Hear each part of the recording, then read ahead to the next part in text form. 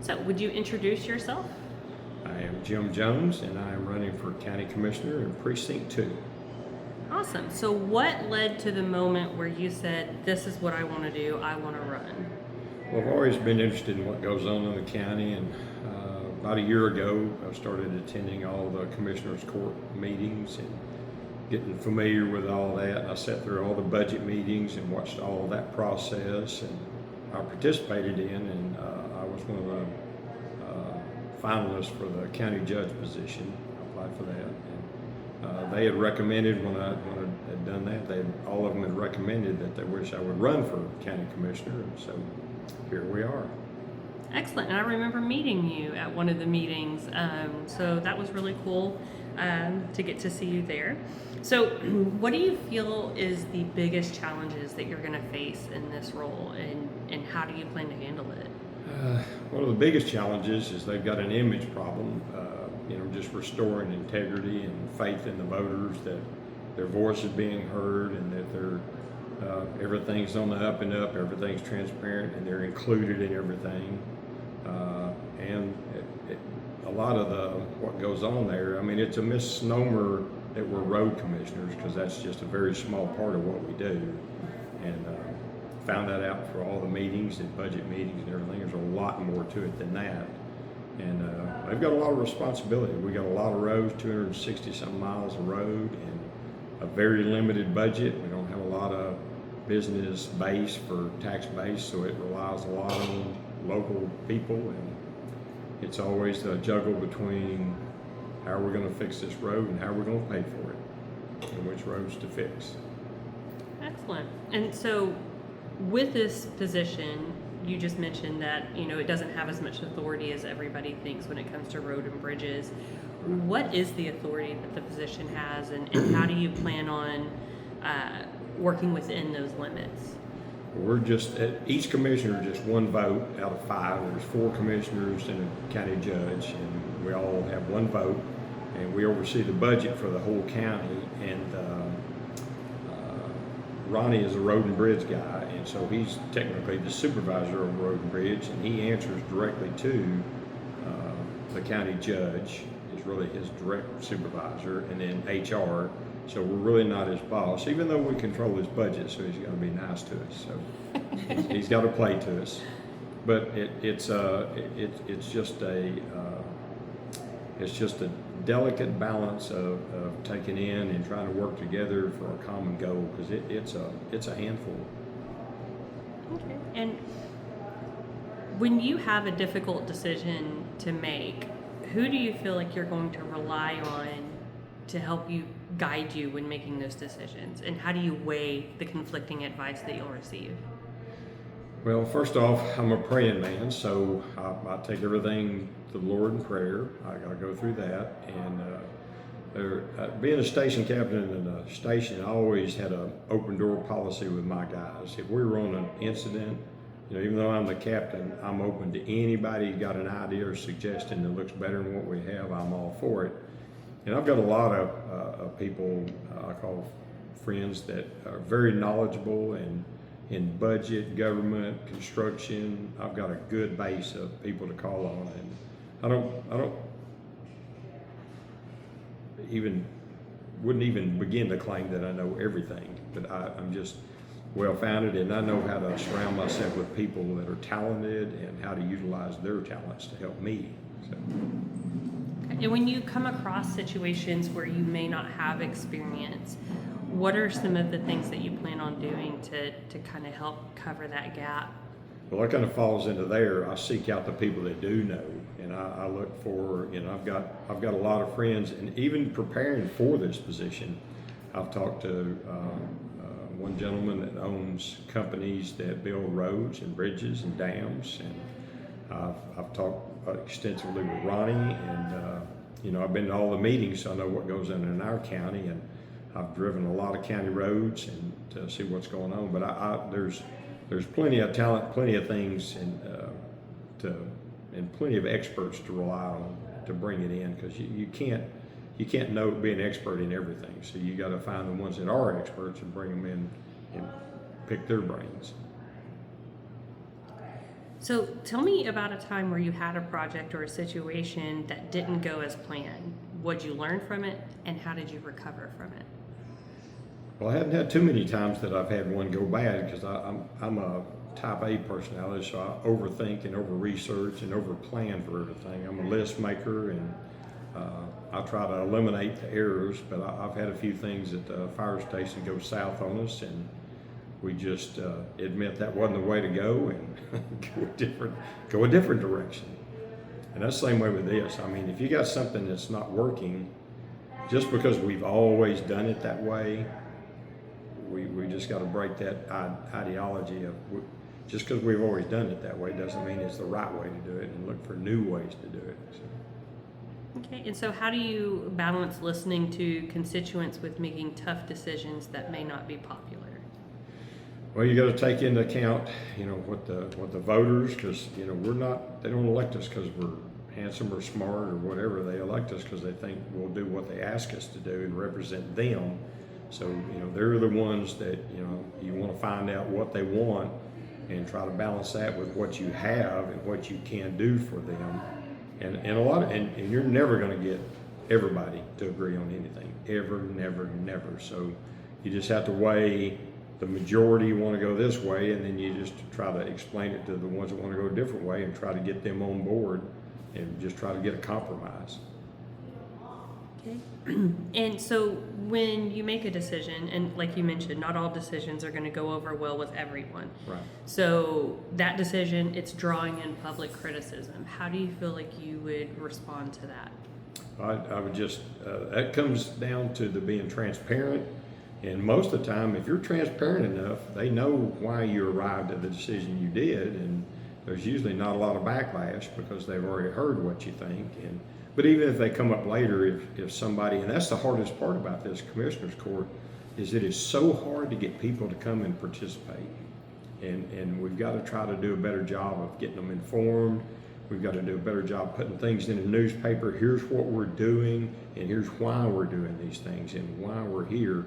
But that just comes down to just getting people involved. But there's always going to be those that disagree. But sometimes the ones that disagree, you get the best ideas from. Take it. So can you give an example? Because obviously not everyone in politics gets along, right? Not all the commissioners are probably besties. They could be, but typically they're not. So how do you feel you would be able to work beside maybe another commissioner that you guys just never see eye to eye on anything?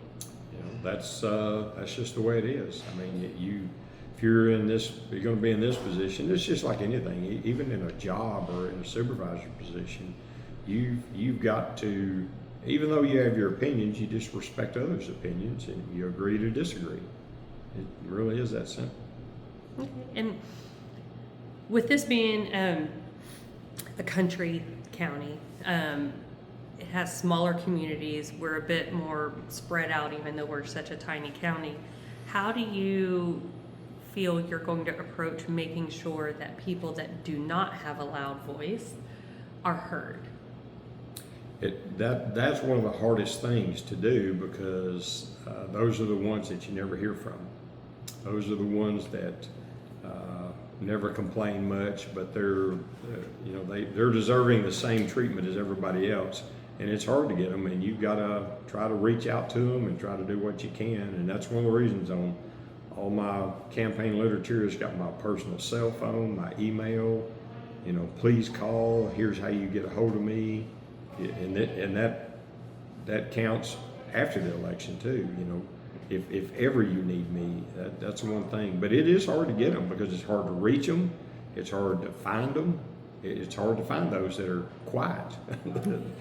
It's just hard to find them. It is.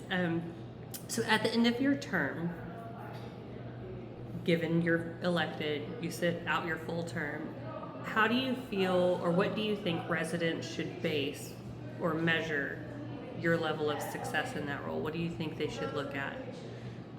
If I was honest, I had integrity, and I was transparent with them, and I think those are the fundamentals. Everybody wants to leave that legacy. You want to be known for doing the right thing when the right thing was hard to do. And I want to be known for doing things that honor the Lord and represent our constituents, our voters and citizens, whether they're voters or not. You know, you represent all of them, and you want that legacy of being one of honesty and integrity. That's paramount. Excellent. So these are the community questions. I don't know if you saw it. I had posted asking. Right. So some individuals responded. So these are their questions. Okay. The first one deals with property taxes and appraisal oversight. What is your stance on reducing or eliminating property taxes for homeowners, and do you believe there should be limits or additional oversight on the Rains County Appraisal District and its board of directors? That's a really good question, because I'm just like everybody else. I think property taxes are pretty high. I'm over 65, so that's a burden. I don't even know how anybody on Social Security could manage to even stay in their home with insurance and property taxes. And yes, I had nearly a 2-hour conversation with Cole Hefner last week, and I did ask him about where are we at on property taxes, and he said, well, we're discussing it in the legislature. We got it in committee, and they're looking at ways to help alleviate it. I know Florida's voted to try to get away from it. So what the state of Texas is looking at, and they examined it, and it was going to be to do away with it and rely solely on sales tax. It would raise our sales tax to 28% to cover the loss of property tax. And then in committee, one of the hardest things they had trying to figure out how to deal with that was, once we collect all these sales tax, how are we going to divide it up to the counties fairly? So he said that's ongoing. They're in discussion with it, and they're trying to figure it out. And as far as the Rains County Appraisal District, I was in all the meetings, and the Rains County Appraisal District, they bring the nominations for the tax appraisal board to the county commissioners to vote on, but that's one thing I wish that we could change, to where the people in the county have more input on that, because I've tried to find out before myself, how on this appeals board you've got here, how did those people get there, and how does anybody else get there? And I never could get much of an answer. So I really like that to be way more open and honest, and more transparent, and more in the public forum than just recommendations and nominations just in a closed loop. I think that ought to be more public, 100%. 7. So non-tax funding for animal services. What steps would you take to pursue grants, fundraising, or other non-tax funding to support an animal control officer or animal shelter services in Rains County? That's one of the topics in speaking with voters that's been brought up some. Taxes, roads, and animal shelters have been brought up before. And in talking with them before, they've looked into it, and it's about $2 million to get a facility, and about $400,000 a year to fund it. And trying to find those funds is like a needle in a haystack. It's really hard. And Christy Hopkins, the sheriff's wife, she does our grant research and development and writes our grants for us, and she does look for those, and she has been looking for those. And it's going to take a private group coalition to come together to help fundraise and help us find that, because there's just not a lot out there, and it is a need. There's no doubt about it. It's a need, but the funds for it, we're just low on funds and high on needs. Hear that? All right, technology, privacy, and public trust. So this is in regards to flock license plate recognition cameras. Recently, and there's two parts to this. So recently, flock automatic license plate recognition cameras have been installed in parts of Rains County, including multiple cameras near the FM 47 and Highway 276 intersection. What is your position on the use of these cameras in this county? And if you want, I'll stop there and you can answer it. Okay, I'll answer that one first.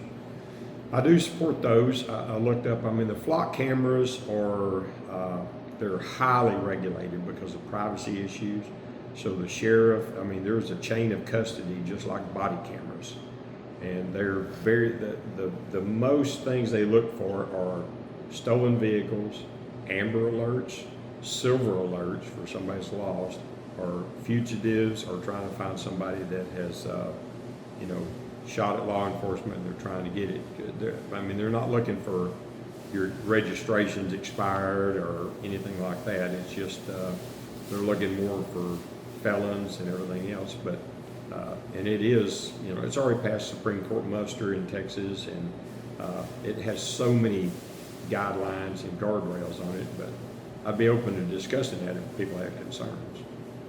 So you're not against them? Not against them. Okay. I think it's a wonderful tool, and I don't think anybody would ever argue against it. If your kid was abducted and that camera right there was the one thing that caught somebody leaving with your kid, if it just caught one, that'd be worth the effort. So. Yes, sir. So, second part. Some cities have discontinued their use due to concerns about privacy, accountability, and legal risk.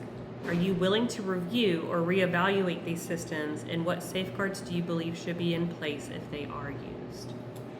Well, they already have really high threshold of use. I mean, they're probably one of the most regulated. Well, it's just like body cameras. They're just as regulated as those. You can't. Law enforcement's the only one that has access to it, or the judicial system. And sure, I'd be open to discussing anything if somebody thought they were being misused or not used, because even though they say we're only going to use them for these things, and then later on they might start slipping in things that they might try to use them other than intended. Yeah, I'd be open to discussing any concerns anybody had, or if they thought they were doing something that didn't fall into the guidelines they were supposed to be used for. This is me adding on to it, if you had a resident come to you and say, I'm concerned about it, my privacy, maybe they live across the street from one, so, whatever the case may be, what would you take into account when you're reevaluating it? Are you going to just have the conversation, or what happens after the conversation? Well, if they just had a general, I just don't like them, that wouldn't hold much water. But if you've got a specific concern that I can actually address, I'll go talk, because the sheriff is over that. He proctors that, so, and it's state regulated. So I just go talk to Michael and ask him, hey, the citizen's got a concern. Show me what you do and how you do it, and how do I answer this question? And last question, environmental protection and future development. Lithium mining and water protection. With lithium mining potentially coming to Rains County in the future, what is your plan to protect local water systems and ensure residents continue to have access to safe, clean drinking water? And that is an interesting question, because lithium mining is in Rains County. They are actively signing leases, they are actively probing and drilling, and the State Railroad Commission is in charge of that. They are in charge of any oil wells or water wells, and the difference between where they're getting the water for the lithium is, like most water wells around here, probably the deepest one you'll see is maybe 400 feet. Well, the water they're getting the lithium out of is at 10,000 feet. So it's quite a bit different in where they're getting it. So they're injecting it back, and that's something that we really are going to have to keep our eyes on. And I know that there were some agents for the Railroad Commission and some of these companies. The companies have already come in and spoke with the commissioners, but the Railroad Commission has not sent representatives that I know of yet to discuss it, to give us, hey, what safeguards are you putting in place? But when they drill for oil, when they drill down for oil, it's very strict guidelines of how they seal off the wells and the casing and the shaft to keep from contaminating our groundwater aquifers and everything. So they're very strict on that. I'm sure it's the same thing for the lithium, but I'm sure they'll be in for long to show us before they start drilling or putting their first wells in. Excellent. Is there anything else that you want to say to the residents out in the precinct that you are running for to say, hey, whatever? Yep. Well, I'm retired from the fire department. This job is a 5-day a week, if not more. It's really hard for somebody that has another job to do it. I'm retired. I have vast experience from city government, from fire department, and managing budgets in the fire department and stuff. And I'm the only one that's been going to these meetings for nearly a year, and nobody else took the time to learn what this job entails, because I've learned a lot from watching these meetings, and there's a lot more to it than just roads and road commissioner stuff. So you're responsible for the life safety and everything goes on in this county. Really, you're overseeing all of it. Every dollar that's spent, every office, all the way from the county judge's office all the way down to the libraries and elections and road and bridge. There's only like 4 non-elected offices in this county. Everything else is elected officials. So we have limited, supervisory abilities other than their budget. We can hold them off on that. But I went to all the trouble to go to all those and learn and educate myself and get to know the people, all the different people that are over all the different offices, to get to know them. And I feel like I'm the most qualified, hands down, for that. So I hope they'll vote for me. Trust me. Awesome. Now, there's been a lot of big topics out there floating on Facebook. Is there any questions that anyone has asked you or you've seen asked of another constituent that you wouldn't address? And it's fine if there's not, but. Well, there's a lot of people ask a lot of the commissioners, well, what experience do you have in building roads and bridges? And that's really that's just so small of a part of what a county commissioner does, that that's nice to know. But we have a road and bridge guy that is over that, and people under him. So I don't look at that as a requirement or a necessary, even a feather in your hat. But knowing how to work together, knowing how to pull people, knowing how to get people, to agree with you and go along with what your ideas are, and new ideas, and that's a lot of it if you can talk them into that, and I'm good at that. Excellent. I can't think of anything else. Well, thank you, Jim Jones. Well, thank you very much